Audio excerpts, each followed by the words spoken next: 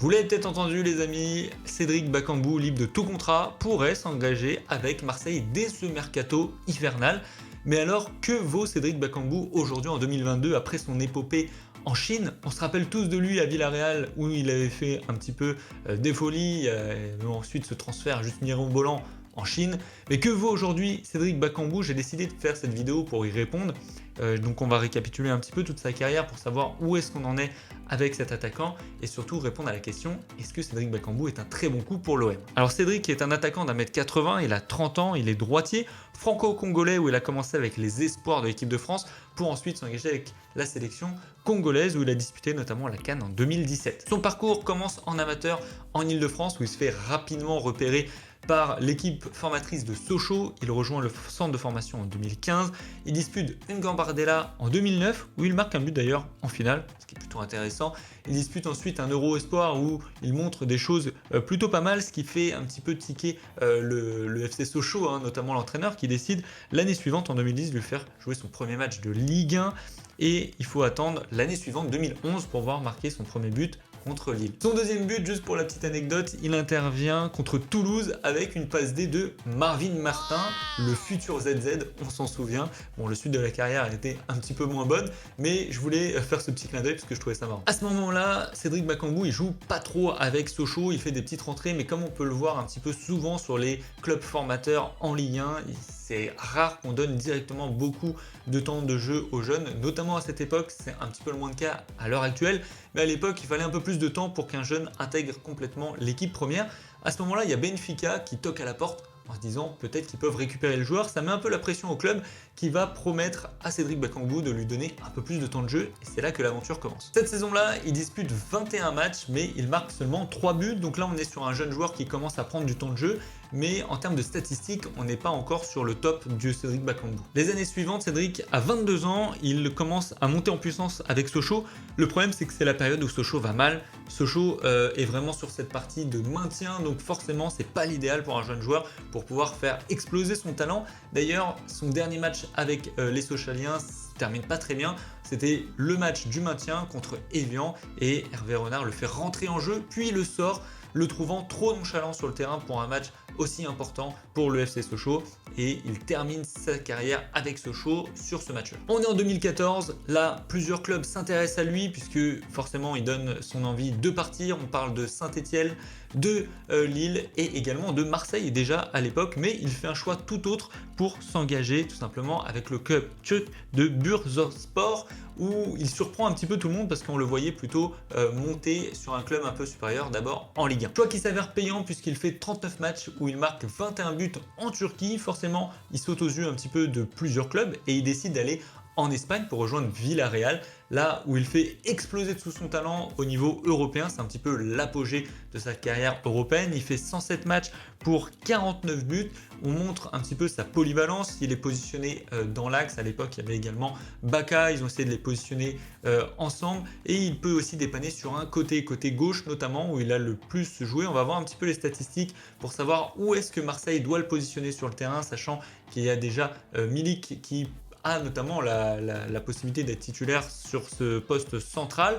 Il y a plusieurs statistiques intéressantes, on va pouvoir voir ça un petit peu après. Pour terminer un petit peu son parcours en termes de transfert, c'est au moment où il est le plus haut à Villarreal, où le club chinois de Beijing arrive avec une offre de 72 millions d'euros. Forcément, Villarreal se frotte les mains et l'envoie directement là-bas. Je pense que Cédric a dû prendre pas mal en niveau salaire, donc il n'est pas à plaindre à ce niveau-là.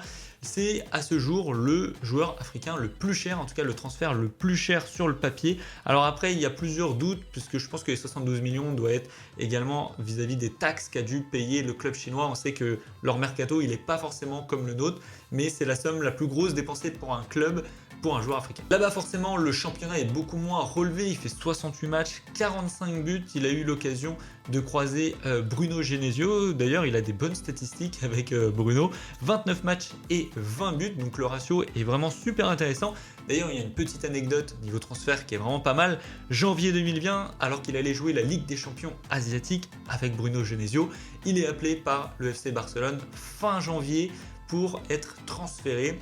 Il fait ses valises, tout est prêt, il n'y a plus qu'à signer le contrat et arrivé à Barcelone, Eric Abidal lui annonce que finalement non, Barcelone se retire de ce contrat et il peut retourner en Asie. C'est un peu tout sur la partie transfert de Cédric Bakambu. Ce qu'on peut dire également sur Transfer Market, la valeur la plus haute qu'il a eue, c'était 25 millions d'euros. Aujourd'hui, il cote encore à 12 millions d'euros, ce qui est vraiment intéressant puisque ça en fait le joueur numéro 1 des joueurs libres en termes de valeur. Donc forcément, de ce côté-là, on pourrait dire que Marseille ne fait pas forcément un mauvais coup en prenant le joueur qui a le plus de valeur et qui est libre de tout contrat. Alors si Cédric Bakambu arrive à Marseille, il y a une question, c'est où est-ce qu'il peut jouer? Forcément, c'est un rôle assez polyvalent qui peut jouer sur tout le front de l'attaque, gauche, axe ou droit, mais j'aimerais qu'on regarde un petit peu ses statistiques sur les différents clubs qu'il a fait, combien de buts il a pu marquer sur ces différents postes. Alors son poste de prédilection, c'est forcément le buteur, donc vraiment dans l'axe où il a disputé 221 matchs et il a marqué 111 buts. Ensuite, il va arriver le côté gauche où il a disputé 41 matchs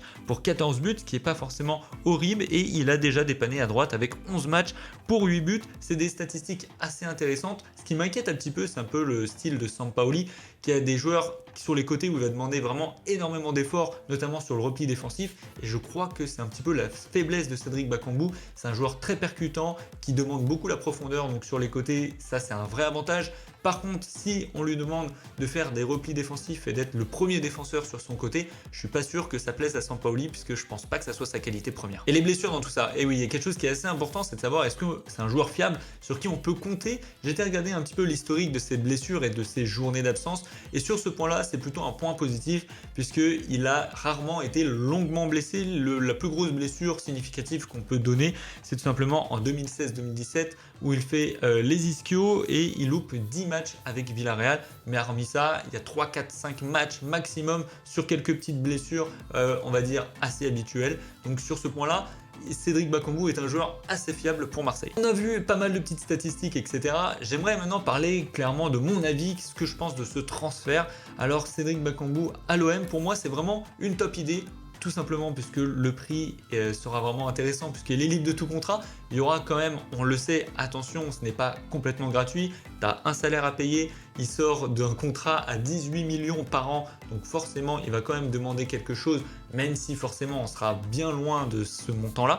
Et également sûrement une prime de signature puisque l'OM est en compétition avec d'autres clubs. Donc à partir de ce moment-là, même s'il n'a pas de contrat, c'est un petit peu l'enchère de qui lui donnera le plus gros montant pour l'attirer. Après, niveau sportif, je pense que c'est intéressant. Marseille a besoin d'avoir quand même plus de finisseurs dans son équipe. Cédric Bakambu, c'est complètement la cible à ce niveau-là. Alors peut-être mauvaise idée s'il décide de le prendre sur un côté gauche, même si je pense que c'est là où Marseille a besoin de quelqu'un de fiable. Après, pourquoi pas avoir une autre organisation où Cédric Bakambu n'aurait pas forcément ces gros efforts à faire défensifs, même sur un côté, à suivre. Mais je pense que vraiment sur ce niveau-là, c'est un bon coup pour Marseille. Je me suis renseigné aussi sur les joueurs qui étaient partis en Chine et qui sont revenus sur notre championnat de Ligue 1. Et il y en a un qui est plutôt intéressant, c'est simplement José Fonté, le défenseur lillois qui est forcément une grosse réussite pour le club nordique, qui était parti en Chine et qui arrivait en France et a donné satisfaction. Donc de ce côté-là, c'est plutôt intéressant. Je n'ai pas trouvé forcément de flop. Marquez-moi en commentaire si vous en avez trouvé. Et j'attends votre avis de savoir également ce que vous pensez de Cédric Bakambu. Est-ce que pour vous, c'est une bonne recrue pour l'OM? Moi, je suis plutôt content d'avoir ce genre de joueur qui puisse arriver du coup dans le championnat français. En plus, c'est des noms plutôt connus qui ont déjà connu la Ligue 1, qui ont connu le haut niveau. Bien sûr, il va y avoir peut-être une remise en forme physique par rapport au championnat chinois, mais je pense quand même que c'est des bonnes nouvelles. J'attends de voir un petit peu votre avis. Et en tout cas, niveau paris sportif, je peux vous dire que s'il arrive, je vais me faire un plaisir de pouvoir miser dessus. Sur ce les amis, si la vidéo vous a plu, n'hésitez pas à mettre un petit pouce bleu et à vous abonner. Et moi je vous dis à la prochaine pour une analyse footballistique. Ciao!